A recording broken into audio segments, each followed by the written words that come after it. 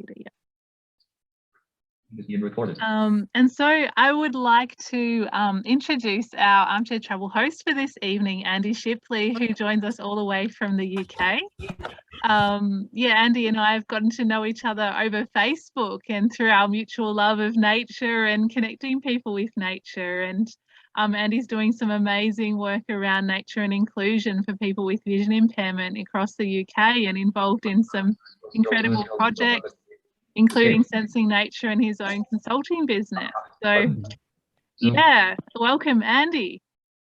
Thank you, Rachel. Lovely to be here, and lovely to meet all of you as well, from so far away. And yet this technology, I just think is something that we've discovered over the last 18 months, and it's a really great discovery that's brought us, you know, enabled us all to be much closer and meet people that actually, you know, 18 months ago we probably would never have had the chance of meeting. So it's in many ways it's opened the world up for a lot of us that perhaps wouldn't have happened otherwise. So, you know, the pandemic's been a bad thing, but some good things have come out of it, and this is one of them. So welcome. Rachel, should we start, or are we going to are you guys going to fly over here first? Or? Yeah, let's have everyone fly over here. So welcome on board your Boeing 707 to the UK. This is your hostess Rachel speaking, and I'd like you to buckle up as we prepare for takeoff.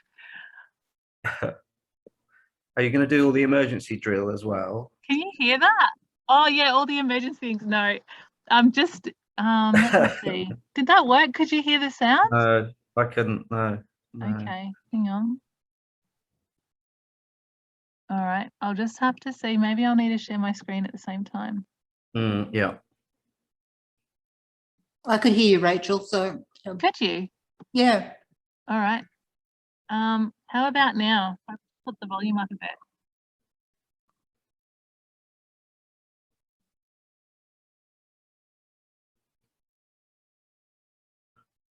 Can you hear the plane? No, we can't hear the plane, but we can hear you. Oh. Let's go. Let me see. What else can I do to make this work? Stop sharing. Start sharing again. There's usually a little. Oh, the button to share sound. Yes. Yeah. Yes. Thanks, Andy. All right, let's try it now. Oh. Wow.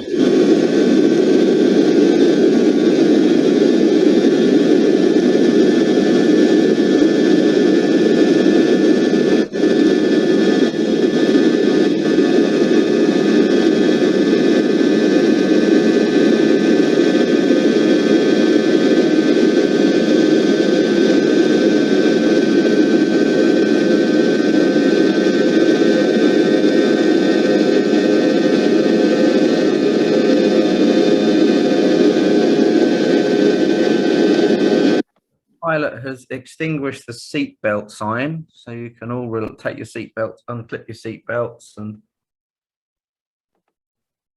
actually we've landed, and you've all been whisked in a minibus from the airport to the little country town of Princes Risborough, which is where I am and where you are now with me. Princes Risborough is a small market town. It's in the county of Buckinghamshire, and to give you an idea of whereabouts in the country it is, it's 20 miles from Oxford and 40 miles from London. It's a very old town. It's mentioned in the Doomsday Book. Do you know the Doomsday Book? Which does anyone know the Doomsday Book? Yep. Yeah. So it's mentioned in the Doomsday Book, which was compiled in 1086 by William the Conqueror, as you know, as having a population of 30 villagers and 3 slaves, apparently, and 20 ploughs. But it's called the word Risborough. It was, for a long time, it was just called Risborough. before the Princes part was added to the name. And Risborough in Old English means brushwood hill. So Riz or riser is the Old English for brushwood. And then borough comes from the word berg or borg, apparently. So Risborough means brushwood hill. The Princes part comes when the town was given by King Edward III to his son Edward, Prince of Wales, who some of you may well know as the Black Prince. He was known as the Black Prince, and the town was given to him to do with what he would, really, for his pleasure. I mean, it's nice to have a town to play with, isn't it? I think, yeah. And it was given to him in 1344, and he died in 1376. And the town, at some point, it's not exactly known when, but sometime just after his death, became known as Princes Risborough. The only building in the town that dates back to that period is the town church, St Mary's Church, which dates back to the 13th century, which is actually just that little bit before the prince was awarded the town. And we have a sound of St Mary's Church for you here now.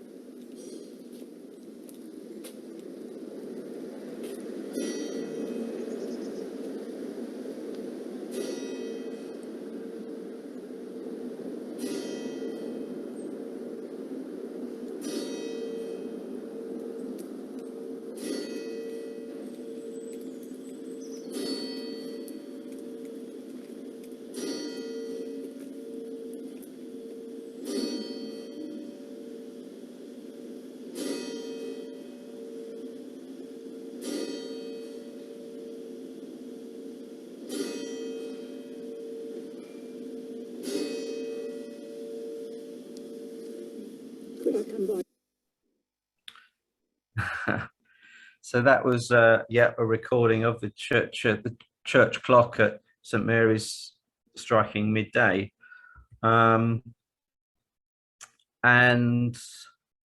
so as I say, there was a church that's been on there, been on that site since the 13th century, and probably before as a wooden structure, but there's no record of that. And then just opposite the church is another house, which isn't anywhere near as old, but that house has a history, and part of its history connects Princes Risborough with Australia. And that connection is somebody that used to live in that house. And that person was the aviator, Amy Johnson, who many of you probably know, was the first person to fly solo from England to Australia. And Amy lived in that house from 1937 to 1938, so which was 7 years after she flew to Australia, which was in 1930.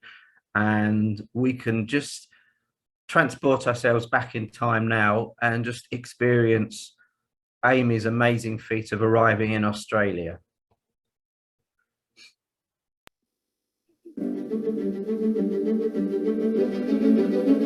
20 days. Amy Johnson's solo flight from England to Australia.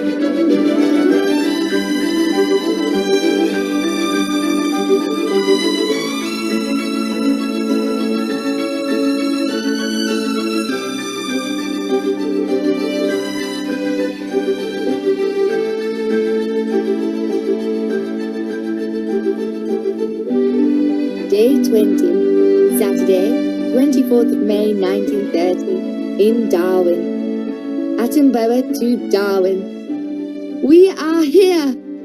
We have made it! We have flown from England to Australia. Jason and I have triumphed. And on Empire Day of all days, we landed at 3:30 p.m. after 20 days of hard work and endeavour. Despite my fears, it was the simplest of journeys across that long stretch of water.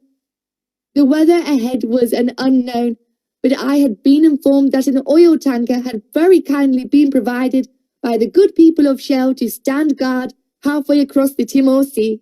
So we left Timor in high spirits and, with Jason's engine overhauled and ready, felt nothing but optimism. The sea below was calm, but there were black clouds on the horizon, so I adjusted our flight path accordingly to avoid that gloom. Jason did splutter, but I rightly assumed this was down to some dirt irritating the carburetor, so I opened up to rid him of it, which worked a treat, and after that there was nothing to do but fly. There really was nothing to worry about save boredom and maintaining my concentration. Time was moving slowly, so I started to sing to occupy myself, although Jason's engine did its best to cover up any imperfections in my voice. I flew over the tanker 3 hours into the flight and swooped down to take in its name, the Porous. The crewmen on board cheered and waved me on. I threw them some cake, so impressed was I at their good old British cheers. I saw Melville Island, a small dot at first, growing larger. I threw my notes out of the cockpit. I simply had no need for them at this late stage. I egged on Jason by slapping the side of his fuselage. I stood up and cheered myself. I threw overboard my pneumatic pillow, which I carried in case I crashed into the sea.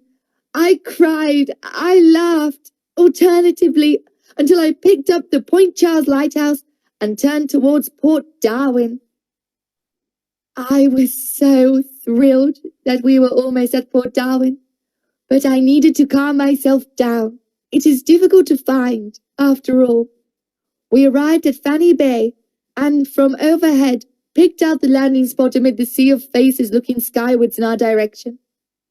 And then I cried, tears of joy, of excitement, of every possible emotion. Jason bounced us back down to earth. I cast aside my goggles and jumped from Jason. In Australia at last. Get back, a policeman shouted to the crowds who wished to celebrate with me. Yet who could blame them? There was so much cause to celebrate. This woman had flown from England to Australia and arrived in one piece. And now I am heading to dance the night away. We did it. Jason and I. We did it. 20 Days. Amy Johnston's solo flight from England to Australia was written by Dave Windass, performed by Rachel Harris, music by Jessica Danheiser as part of her Orchestral Portraits album, released on Audio Network, covering pioneering women through time. Presented by... So yeah, a real connection between this place and where you guys are. And Princes Risborough is surrounded by rolling hills, the Chiltern Hills, and the town itself is known as the gateway to the Chilterns. And there are some lovely walks and footpaths around the area. But we're going to go up into the hills by a different mode of transport. We're not going to walk. We're going to travel into the hills in a way that Amy Johnston actually would have experienced as well. We're going to walk down to the station. So we're just walking down to the station now. And at the station is a steam train.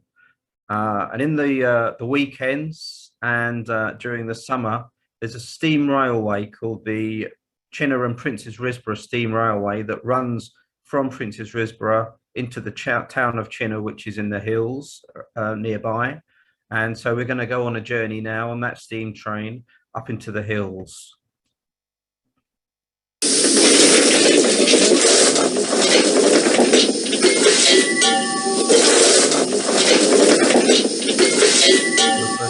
Shoveling the coal into the steam train? Yeah, we're shoveling coal into the boiler. Get some steam up, and you just hear the steam there in the background. children, children around us getting on board the train with us. Very excited.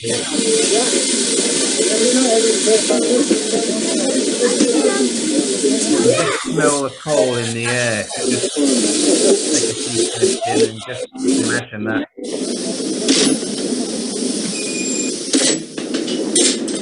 Shutting the doors now around us. Get comfortable.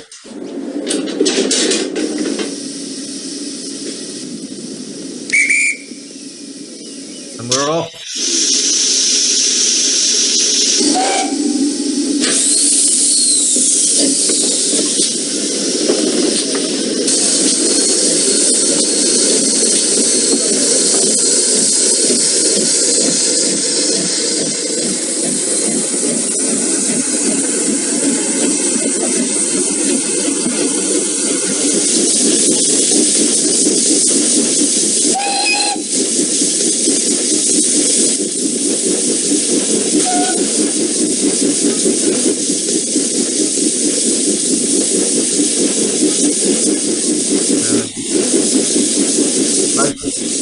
Billowing past the train carriage windows.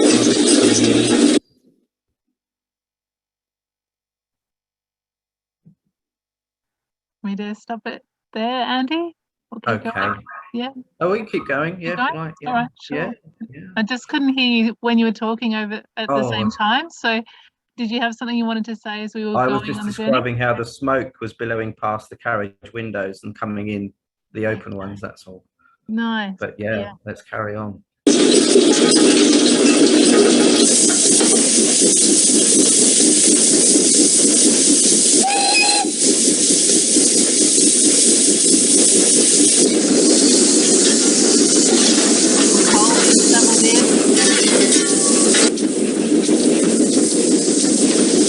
Passing lots of paddocks with sheep.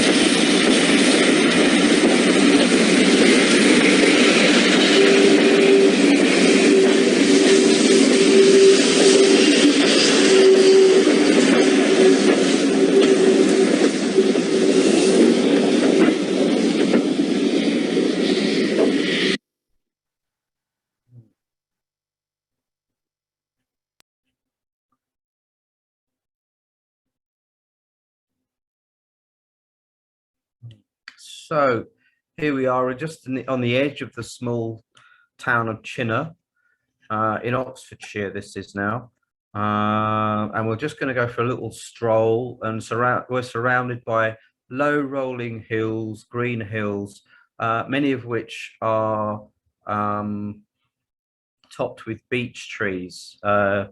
Beech is one of the main tree species that grows in the area, and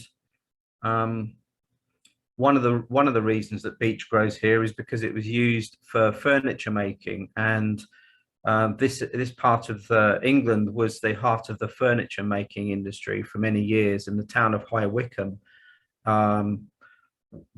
is very much associated with the production of furniture, which started in the beechwoods by mainly men called bodgers, who would cut wood from the trees and actually make the furniture in the woods. But then over the years, factories grew up and made High Wycombe the centre of the furniture making industry in the world, actually, for quite a long time. Anyway, we're going to go for a walk in the Chiltern Hills, and ahead of us is a stream, and it's a particular kind of stream that is synonymous with these hills, and it's a chalk stream, and we have chalk hills here, but chalk streams are a particular feature of the Chiltern Hills, and there's one here right next to us.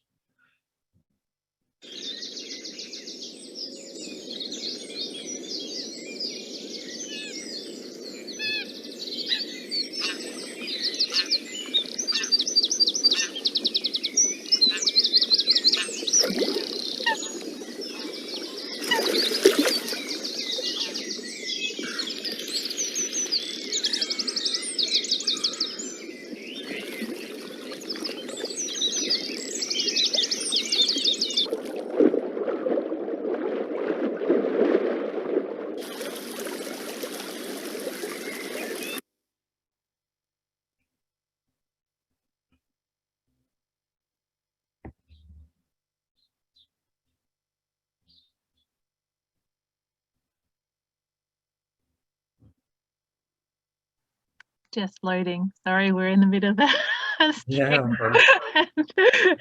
There were just some are they beavers or otters in the water? There'd be that's a really good question. Be otters, there'd be otters. Yeah, so there was a beautiful image of some otters under the water. And I'm getting the spinning wheels, so I might just pull it back a little bit and see if it starts to load as we go. Yeah.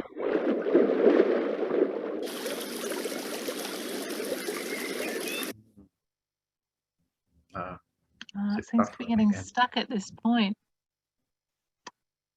I don't know if there's anything I can do for that. We skip over it and then come back.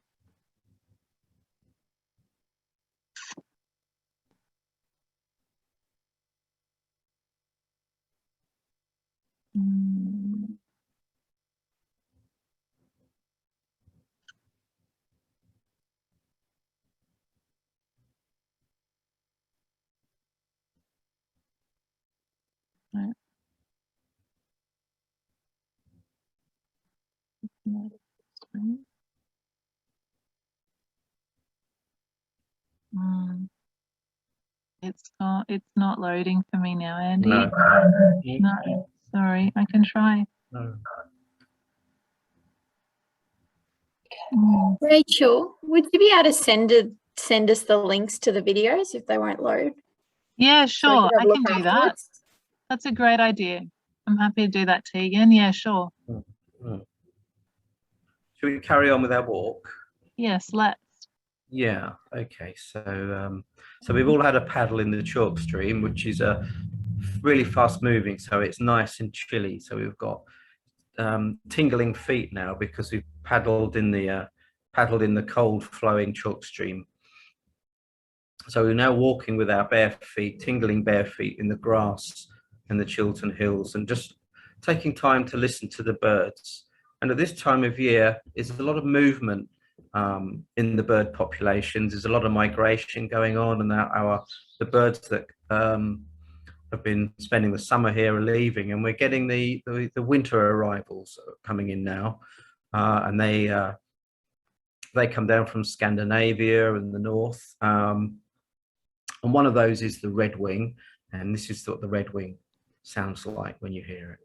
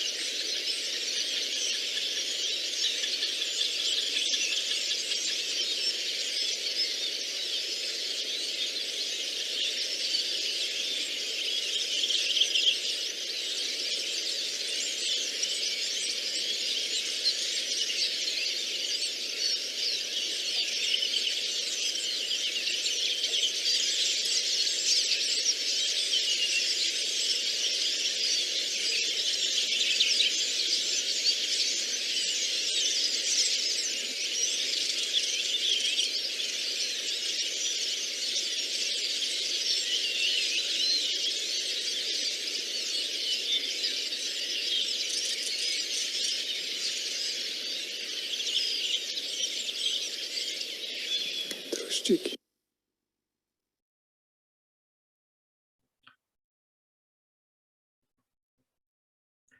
So we'll walk on a little further into, and there's another little stand of trees over to our right. And in that we can hear some other birds which have also come down from Scandinavia, and these are the fieldfare, and they come here and they spend the winter with us.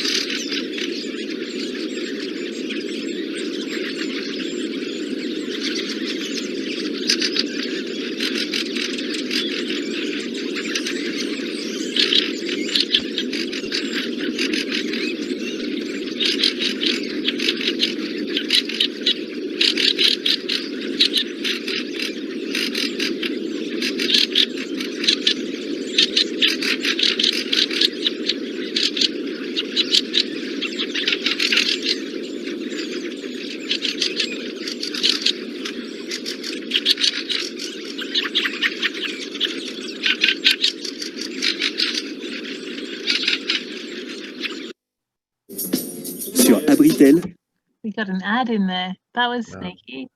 Yeah. So, as I say, we've got these new arrivals, the fieldfare and the redwings and other overwintering birds. A lot of geese and swans as well. But we have birds that are with us all year round as well in the UK. And one of the most popular of those is the robin, and the robin is the only bird in the UK that will sing throughout the year, and its song changes slightly from its spring song, which is very chirpy and about attracting mates, to its autumn and winter song, which is the one it sings when it's staying in touch with its mate, but also just protecting his territory. And this is the one we're going to hear now, is the autumn song.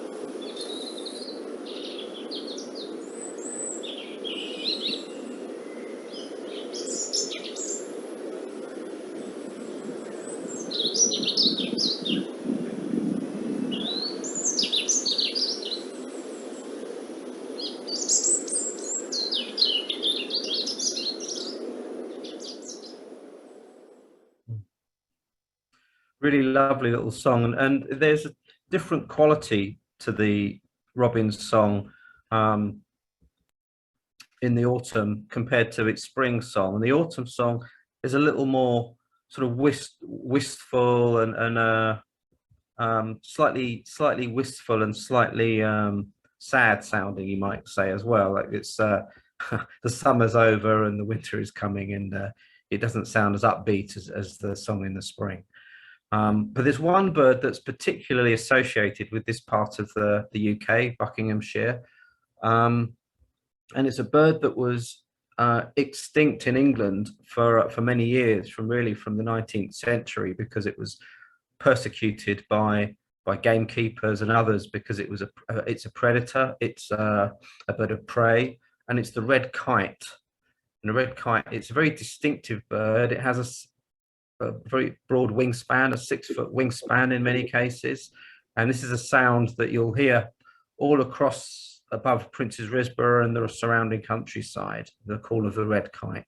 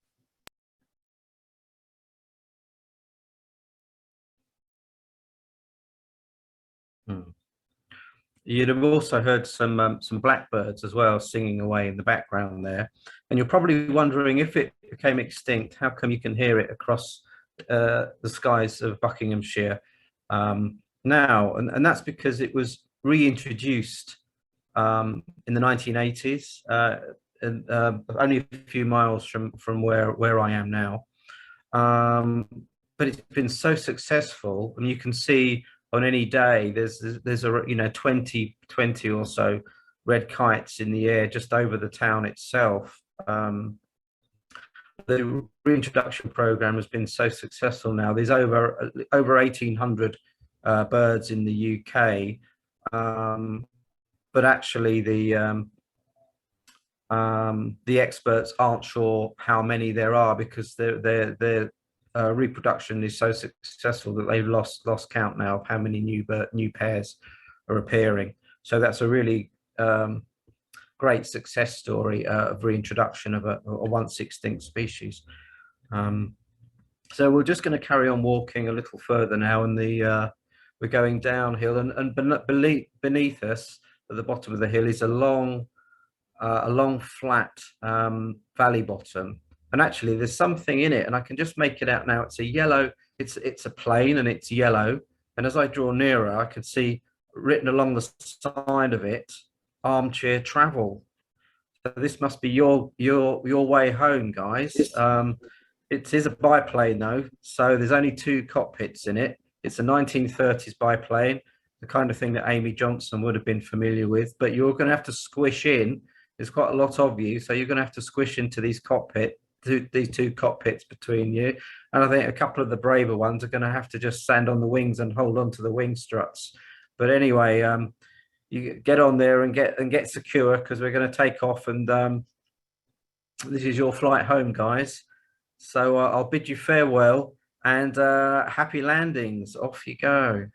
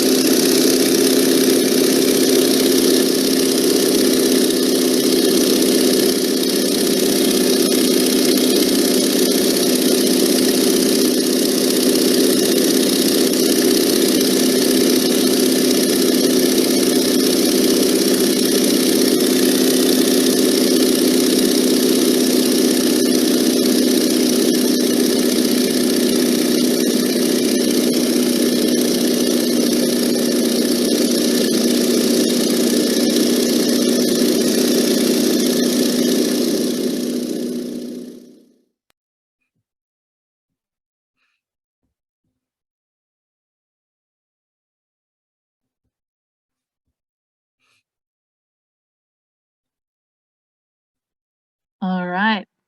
Sorry, just technically back. All right. Thank you so much, Andy. How delightful. So we've been on our Armchair travel. We've done a round trip of the UK and back in under an hour, which is You've landed almost like safely. landed safely. Yep. Spent the time-space continuum, I think, you know. This is almost like time travel. So yeah, thank you so much, Andy. It was lovely to be taken on that adventure with you. You're very welcome. Yeah, so we can open up to questions now. We've got about 15 minutes or so to just kind of, you know, share your feedback, thoughts, any questions you might have for Andy. I can't guarantee I'll be able to answer them, but yeah, feel free to ask them. Yeah.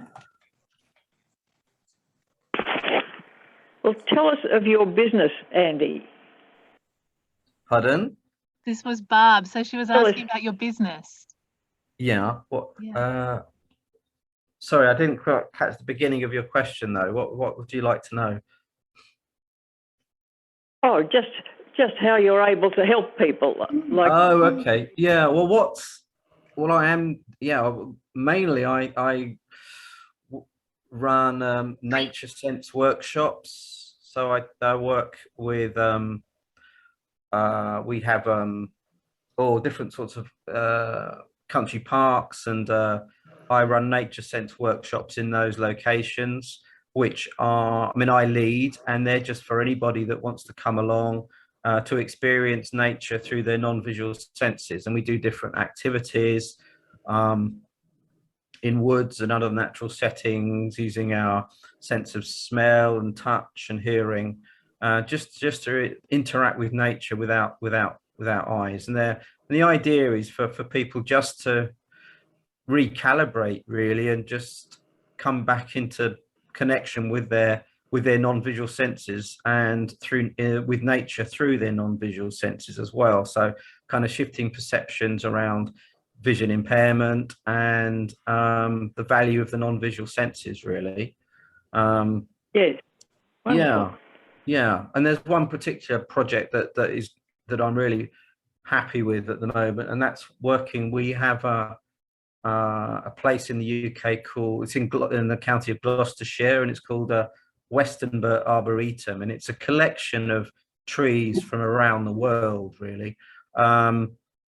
But we've been working with them for the last few months to develop a program of guided walks, which will be led by visually impaired walk leaders. So we've been training the vision impaired guides over the last few months, and we'll be running those public events in the middle of October. So the kind of thing that I do, they'll be doing at Westonbirt Arboretum, and bringing out some of the features of the trees on site, but using, as I say, sort of non-visual aspects, so that the barks, the scents, you know, other non-visual aspects of the trees, and the location as well, for anyone that wants to book onto the walks, really. So that's really exciting, and fingers crossed that goes okay.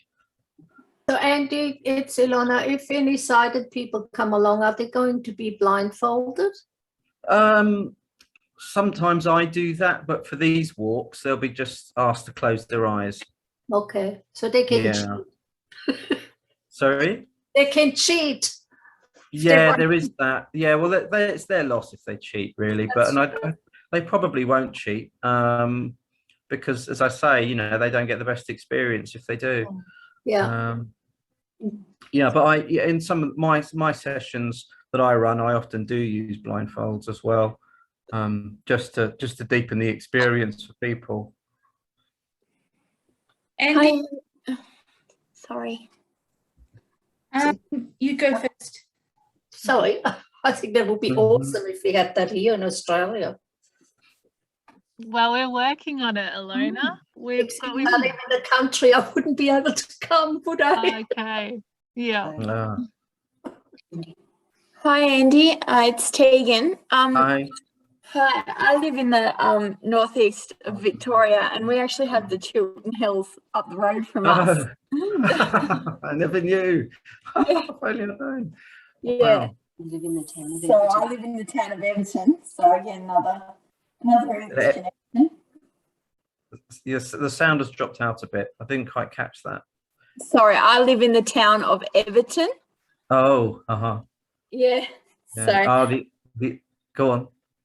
and I just had a question around what makes the stream called a chalk stream. Yeah, it's on a chalk bed, if you like. It's the hills are chalk, and the stream has carved its way through the chalk hills. Okay, thank you. Yeah, yeah. So you're interesting though, because the Everton in the UK is nowhere near the Chiltern Hills. It's part of Liverpool. Yeah. Yeah, you knew that, Oh. but yeah, that's a long way from here. Yeah. Is the water any different because of the chalk? Like, does it taste different? Yeah, it will taste different, and it can be, if the chalk gets stirred up, then it gets quite cloudy. But often they are very clear. It's very clear water, and it's the kind of stream that watercress can grow in very well. So again, around the town, we've got a lot of streams, springs, and streams that have emerged where people used to grow watercress. It doesn't happen anymore, but back in not so long ago, I mean, 50 years ago, there were still watercress beds growing in the town and the streams around the town. You want to get that going again? Yeah, you're right. You're right. Yeah. So I think it's a shame that it never stopped. You know, they've just been built over or just forgotten. Oh. Yeah, yeah. But there are some still in the area, but not in the town, just a little bit further away. Andy, it's Kathy speaking. I just wondered, are your walks normally face to face, or Sorry, go on, Kathy. yeah, are they normally face to face? And if so, how do they work, or are they normally online like this? Yeah, well, that's a great question. So before the pandemic, they were face to face, and then when we went into lockdown, as you know, everything then had to go online. So the last year, I was doing online sensory immersion sessions on a Sunday afternoon. And I'm just thinking of restarting those now. Rachel, unfortunately, the timing doesn't work very well for you guys because they were 4 o'clock in the UK on a Sunday afternoon. So that would have made them well. What time would that? Yeah, that you'd have been asleep when I was running those. It's the early hours in the morning, I think. Yeah. Yeah, but I'm thinking of restarting them, and I'll be doing them in an evening here around 7:30, probably on a Thursday, which then makes that morning your time, doesn't it? Early morning, or not sort of. Yeah, I'm not great. Yeah, around about 4:30 at the moment, but 6:30 later in the summer. Yeah. Oh, okay. So it might still be a bit early for you, but yeah. Yeah, but that's the idea. So yes, that's what I did in response to the pandemic and the lockdown situation. But I'm hoping to be doing more in-person, face-to-face events. So the one I talked about in Westernburt is an example of that. Although I'm not running those. I'm involved in the training and the design of them, but I'm not actually running them. But I will be hopefully doing more myself fairly soon. I don't have any planned yet. I'm just sort of trying to figure out how to transition back into that place of being able to offer the face-to-face events in a way that feels COVID secure for people. Yes, I love your podcast, by the way, too. Thank you. Yeah. What's the podcast? It's Seasonal Sensations. Oh, okay. Yep. Yeah. And we've produced 6 episodes now. Good. Rachel's was it 2 or 3, Rachel? You've been on. Yes, on 2. Yeah. Yeah. Oh. Yeah. And we've just published the autumn equinox one for us. Obviously, it's the spring for you guys. Yeah. I'm afraid we haven't talked about the spring. We've just talked about the autumn in the UK. But when Rachel comes on and we get the global perspective much good. more. So Yeah, we well, get, I'm very keen on podcasts, so I'll check it out. maybe Rachel could share the link with you. Yeah, I After can write this- it down anyway. Yeah, after this Seasonal call. sensation. Yep, I'll share the link with everyone. I think I Yeah. might have put it in one of the Fantastic. earlier emails. Yeah. Oh, You yes, did. just clearly some of you guys have heard it. Yeah. Yeah, you did it because I got it. Yeah. Yeah, I don't know how easy it is to find if you search on your podcast. I find quite a lot actually. I find Right. new ones all the time. Oh, okay. Yeah. Yeah, I won't have time to listen to them all in this lifetime, so I'll have to come back in my next life. In my next life. They are very Look forward long to though. it. They are 45 minutes. Oh well, that's not. Yeah, well, we've got Nature's Track that goes for an over an Yeah, hour. they vary really. Yeah, there are Nature's some Track longer on the ones.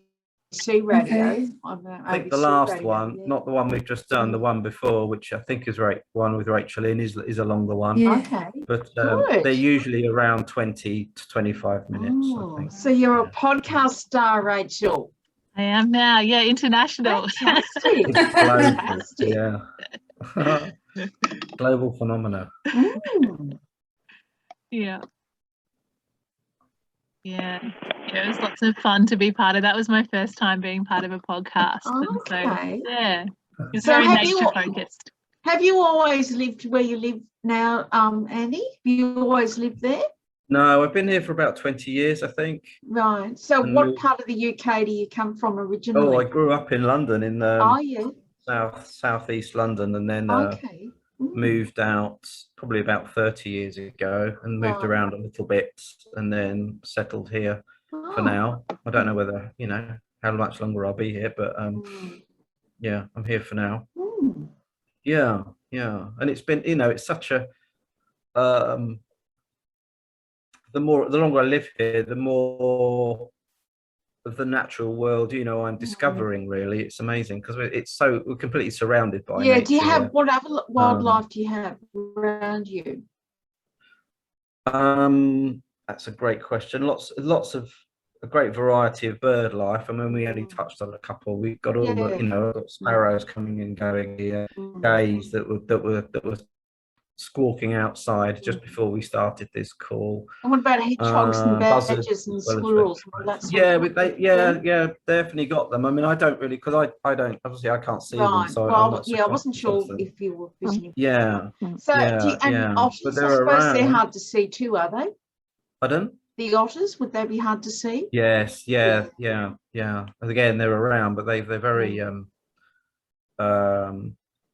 not shy, secretive, yeah. shy. Yeah, Thank you. Yeah, okay. they avoid people really, Mm. but they're around. Yeah. I'm just trying to think. Badger, foxes, lots of foxes around. Yes, they're a owls, we've got curse. some They're a great- curse here, the foxes. Are they? Yeah, 'cause they're- Melbourne's obviously got they're one not- of the highest urban populations in the world. Right. Mm. Yeah, and they shouldn't even be there. I don't know. Oh, Yeah. they don't exactly. damage much. Mm. Yeah. Owls, we've got quite a variety of owls here. We've got barn owls Yeah. and tawny owls here, and I can often hear barn owls from through the windows here at night, obviously. And the bats that I mentioned. Oh, yeah. Through the summer we have swifts and swallows and swifts over the town.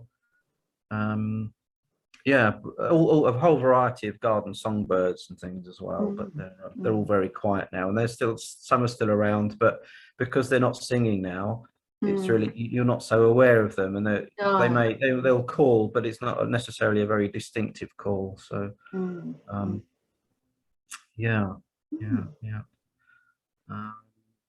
And then we've got cattle and sheep around as well. Yeah, we've got them too. Well, not in the city, but yeah. Right. So yeah, quite a variety of wildlife.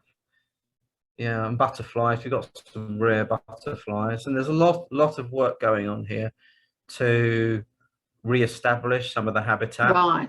I was on a meeting yesterday which was talking about pollinator patches. So looking at all the grassy areas that are around us to see how much work we can do to rework them so that they become habitat again, as opposed to just grass, which a lot of them are just monoculture grasses. So not even a variety of grasses, just one particular kind of grass. So they don't have the wildflowers in them that attract the insects and the other pollinators. And we're trying to explore how we might change that and reintroduce, wider variety of wildflowers and different plants to improve the health of the insect population and bring back the birds as well. Yeah, wonderful. Oh, someone. Andy, do you have a lot of frogs in the area? Pardon? You get a lot of Frogs?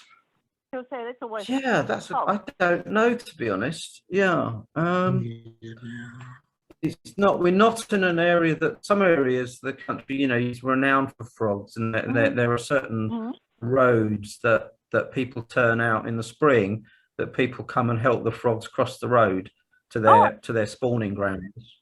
But so we're not in that kind of area. But they will be around, frogs and toads and newts as well. Yeah, we definitely have them.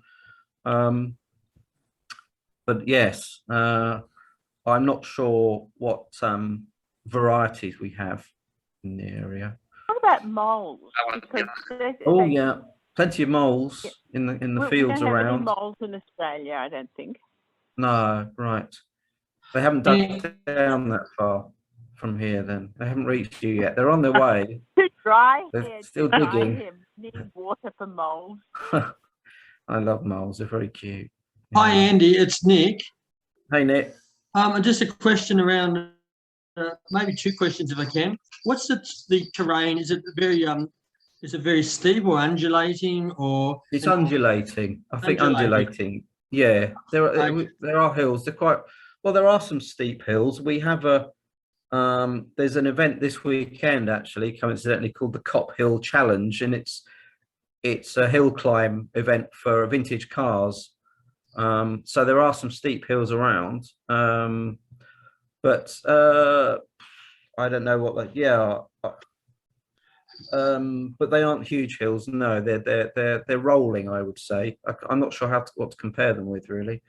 And what sort of things are you like as far as are you stepping over things and like or is it quite a nice easy terrain, or is it like I think in the Blue Mountains here it's quite steep and no, it's not, doesn't compare to that. No, they're much lower hills than that. And it really depends on the path and how good it is, but I'd say there's more of a steady climb than a really steep climb. But we do have, as I say, we have the Cop Hill is particularly steep for cars anyway, and for cyclists particularly.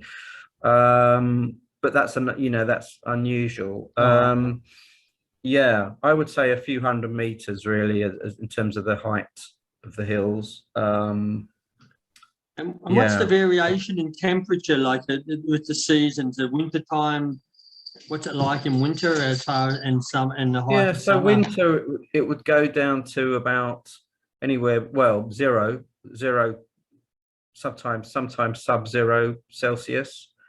And then but the temperatures here are really so variable now that they're unseasonal. We're getting, say, it's going to be 24 degrees Celsius here today, which is much warmer than it should be for this time of year. But normally it would be, I don't know, below 20 Celsius here at this time of year. But it's warmer than that. In the summer, it's been getting the warm days that we've had very few. It's been very cloudy this summer. It's been getting up. The hottest days have been over 30 degrees, which is hotter than average. So it's all beginning to become very variable and unpredictable. Thank you. Due to climate change. Yeah, thank you. Yeah. Hi, Andy. It's Tegan again. Hey. Does it snow where you live? Yes. When did we had a couple of days snow last year. Yeah, it again, it's one of these things that's changing, I think, but we do get snow, and then if everything stops for a couple of days, because we can't cope with change any change in the weather really in this country. You know, the railways stop, the roads get blocked up, so it's quite fun for 2 or 3 days. But when you can't see, it's a bit of a pain trying to go anywhere in the snow. Because there's, as you know, you guys, I don't know whether you guys get snow, but it's quite tricky to follow the footway if it snows. If you're using a long cane, anyway. I have been in the snow. Have you? Yeah. When I did go to the UK. What did you think of it? Very cold, but I love it. I mean, Yeah. it's fun, but I love sliding down on the toboggans. Yeah. Yeah, that's great fun, isn't it? Yeah, I did that back in 1986. Wow. Yeah. We've got the hills around here are great for that. When it does snow. Yeah. Great. All right. Well, I just want to let everyone know that it's 8:05, and if you would like to go, you know, you're welcome to head off. And thank you so much for being here with us. Thank you so much, Andy, for having us.